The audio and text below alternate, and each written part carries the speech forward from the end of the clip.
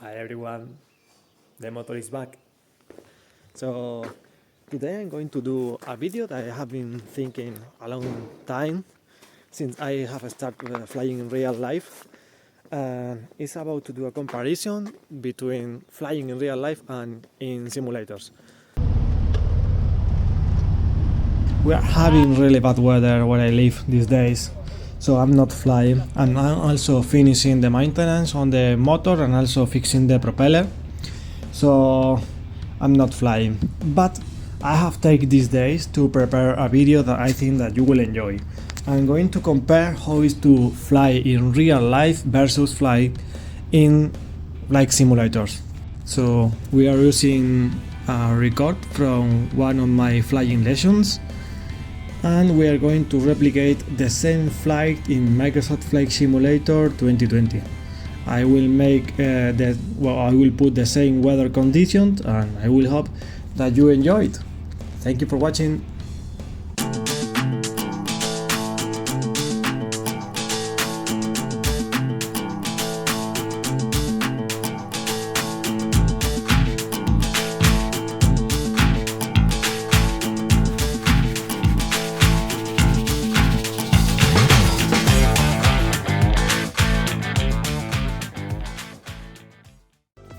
So this is how it looks, the airfield where I fly on Google Earth. It's surrounded by olive trees, and you can see the landscape also. This is how it looks when you are flying above the airfield, and this is how it looks on Microsoft Flight Simulator. This is the Takeoff P92 where the flight was recorded.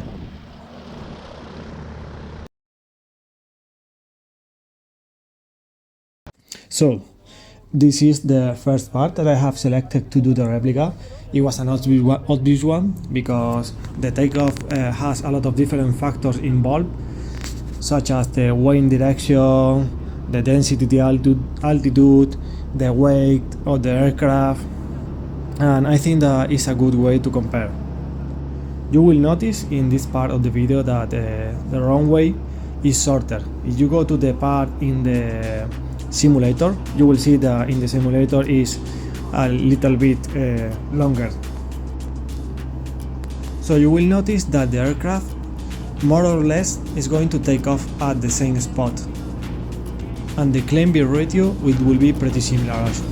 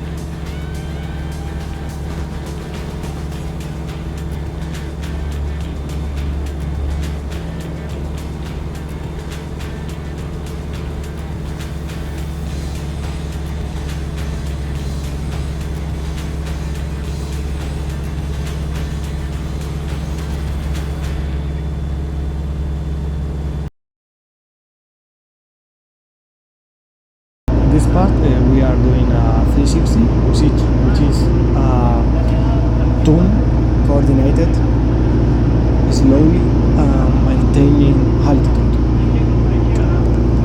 You will notice that in the real life the coordinated turn was smoother, and also that the aircraft in real life is less sensitive.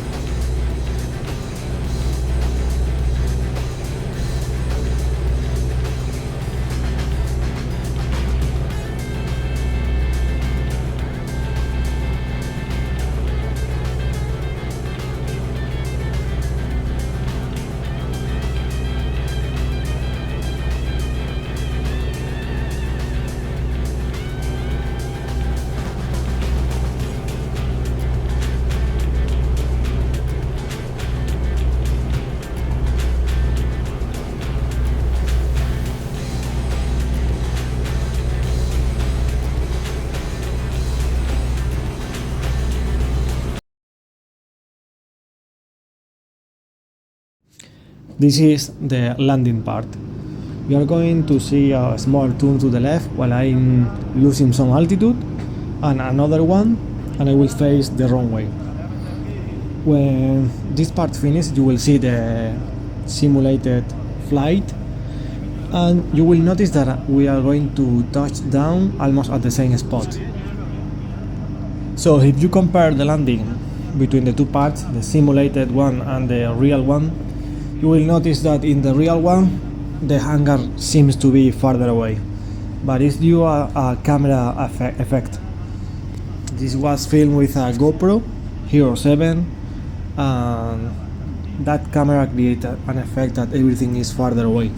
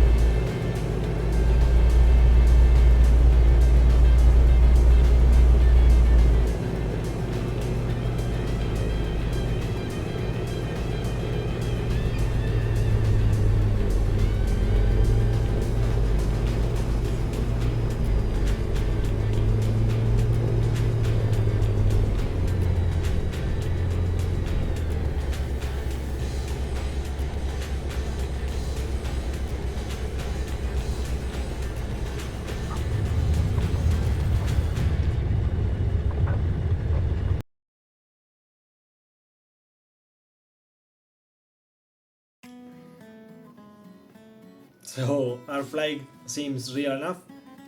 For me, yes, but for giving a proper answer, you will have to look at a lot of different things. I have been flying for now like 2 years in real life and 15, almost 20 in flight sims, and in real life I've tried like 5 or 6 different type of aircrafts. I will put some images of them in the video, and I think that there are, for a proper answer, there are a lot of factors that we have to have in count. Well, when it comes with the real thing, depending on the weight configuration, the modification that could have been done in the aircraft, and also in the maintenance and the general condition of the control surface and the motor, you are going to find difference between two exact same models of the same aircraft, and you could even find difference between the behavior of the same aircraft between different days. When it comes with the flight sims, there are also a lot of things that are involved in the behavior of the aircraft, such as the flight model of the sim that you are flying, also the specific aircraft that you are flying. But you have also your hardware that have to be configured in a specific way. The weather conditions, you normally will have to put it with the wind at a higher condition than in real life to make it more real, or more to have a more feel of the winds. You will have to adjust the sensitivity controls of your hardware, your rudder, your joystick. And by the way, I recommend a lot to use rudder, because in this type of aviation we use it a lot. We control the aircraft a lot with the rudder. So what I was saying, that between the same type of aircraft you could find some difference on the behavior while just flying. Well, I'm saying that because I think that, and I include myself, When we are flying in flight sim, we get a little bit upset with. I'm flying a Tecnan P92, which is the same of the video, and I want to behave or feel that it's behaving exactly how the real one will do. And that's something not easy to do, and also it shouldn't be your objective. When you are flying in flight sims, I think that it's more practice just to focus yourself on put the aircraft between or inside parameters proper of the type of aircraft that you are flying. And the final thing that we have to have in count is the sensation, the body sensation I mean, and also the fear.